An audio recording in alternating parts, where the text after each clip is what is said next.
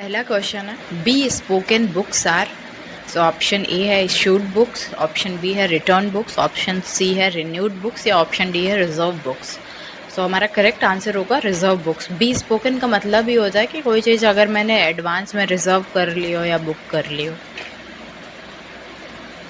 Next question है during which generation of computers was integrated circuits यानी कि ICs और चिप्स इन्वेंटेड।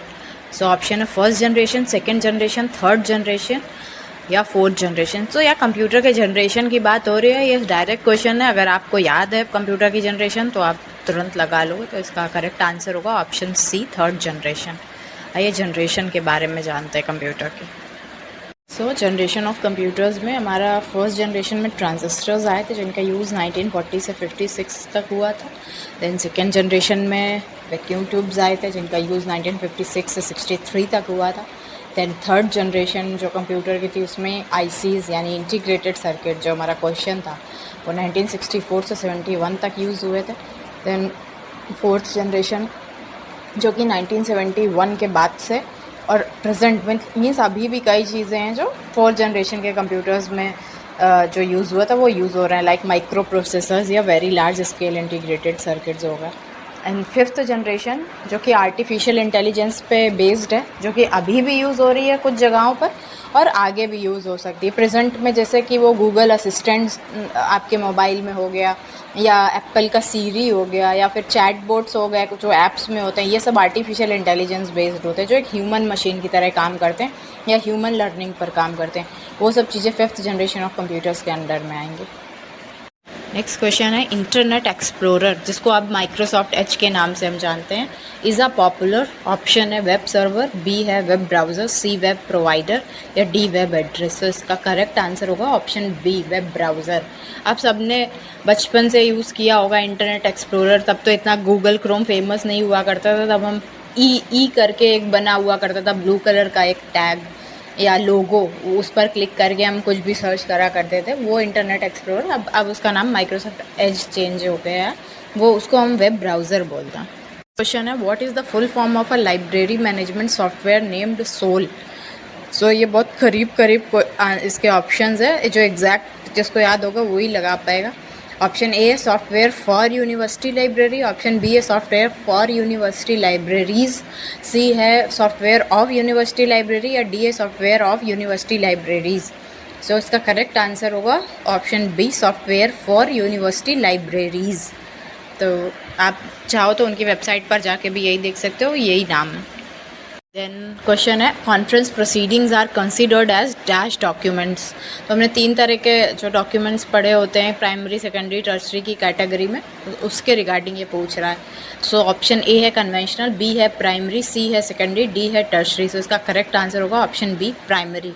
कॉन्फ्रेंस प्रोसीडिंग्स हमारे प्राइमरी डॉक्यूमेंट्स में आते हैं।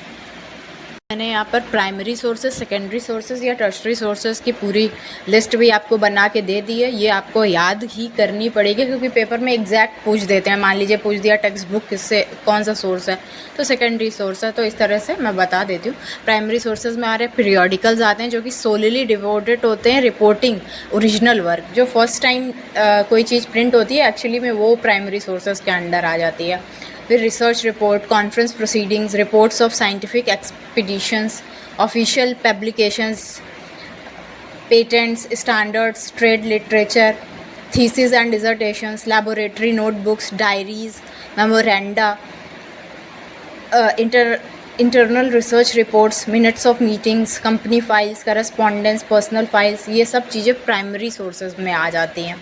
इसमें भी कुछ प्राइमरी सोर्सेज के अंडर भी कई जगह printed and non printed word भी यूज़ होता है। अब जैसे डायरी और ये सब चीज़ें आ जाती हैं, ये सब ग्रे लिटरेचर के अंडर में आ जाती हैं, जिनको हम कभी ना कभी डायरी तो लिखते हैं अपनी लाइफ टाइम में बट उसको प्रिंट नहीं करवाते हैं। तो है वो एक तरह का प्राइमरी सोर्स ही, बट वो कहीं प्रिंट नहीं होगा। इसी तरह जैसे मिनट्स ऑफ मीटिंग है, तो आप इंटरनल कोई मीटिंग रखते हो अपने ऑफिस में तो हर मिनट्स ऑफ मीटिंग तो नहीं प्रिंट होता है। तो इस तरह से कुछ चीज़ें प्रिंटेड का पार्ट हो जाती, कुछ नॉन प्रिंटेड का भी। एंड देन सेकेंडरी सोर्सेज में वो पीरियोडिकल्स आते हैं जो कि नॉन प्राइमरी होते हैं, like abstracting services, indexing services, reviews of progress and फिर रेफरेंस बुक्स जैसे कि encyclopedia, dictionaries, handbook, tables, formularies, and treatises, monograph and text book, ये सब सेकेंडरी सोर्सेज का पार्ट है। एंड टर्शरी सोर्सेज में हमारी ईयर बुक्स आ जाएंगी, डायरेक्टरीज आएंगी, bibliography of bibliographies, guides to the literature, list of research in progress, guide to sources of information, guide to libraries and guide to organisations, ये सब हमारी tertiary resources में आ जाएंगे। क्वेश्चन है computer memory is measured in, so अगर option में bits दिया होता है तो हम वही लगाते क्योंकि बिट्स मतलब बाइनरी डिजिट। फिर ऑप्शन में दिया बाइट्स, मेगाबाइट, किलोबाइट्स, ये सब कहीं ना कहीं कंप्यूटर मेमोरी को ही रिप्रेजेंट करती हैं। सो इसका ऑप्शन दिए बाइट्स, मेगाबाइट्स, किलोबाइट्स या ऑल ऑफ द अबव। सो इसका आंसर होगा option D, all of the above.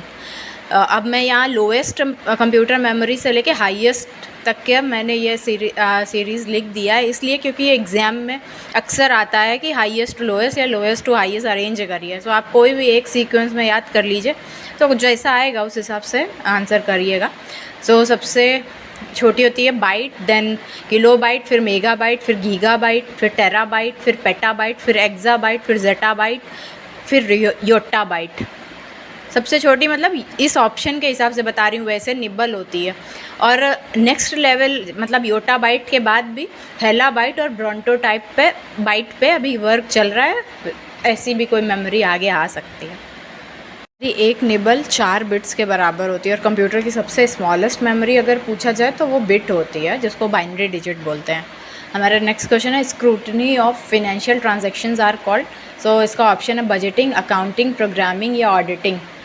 सो इसका करेक्ट आंसर होगा ऑडिटिंग। ऑडिटिंग मतलब कैसा हुआ कि आप सपोज़ लाइब्रेरी में काम कर रहे हो, आपने फाइनेंशियल ट्रांजैक्शंस कर रहे हो, उसमें कि आपने कितने की बुक ख़रीदी, कितने का बुक आपने इशू करी, फिर कितने की रिटर्न करी, उसमें से कितनी बुक्स वापस नहीं आई, तो वो सब का अगर हिसाब करना है, कुछ करना, आप तो अपने हिसाब से सब मेंटेन करोगे, बट हमें कोई थर्ड पार्टी या गवर्नमेंट के कुछ ऑफिशियल ऐसे होते हैं जो अलॉट करे जाते हैं ऑडिट करने के लिए। सो फिनेंशियल ट्रांजैक्शंस को जो पर्टिकुलरली देखते हैं। सो इसका करेक्ट ऑप्शन होगा ऑप्शन डी, ऑडिटिंग।